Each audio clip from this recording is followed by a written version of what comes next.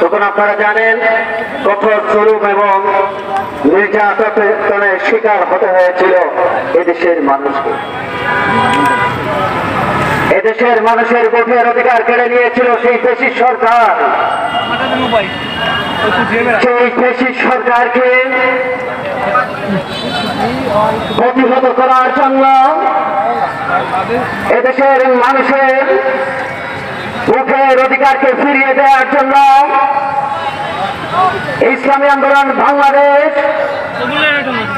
সদা সর্বক্ষণ সদা দৃষ্টি রেখেছিল। তার বাস্তব প্রমাণ সেই 5ই আগস্ট মুফতি ফয়জুল করিম যে পীর সিপাহ সালাহর নেতৃত্বে প্রথম ব্যারিকেড ভেঙে দেওয়া হয়েছিল।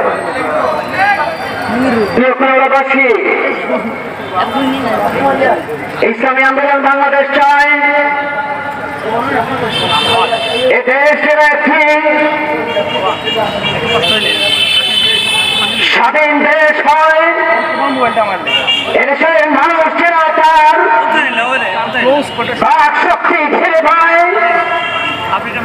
এদেশের মানুষ যেন তার স্বাধীনভাবে আসতে পারে, সেই লক্ষ্যে ইসলামী আন্দোলন বাংলাদেশ কাজ করে যাচ্ছে।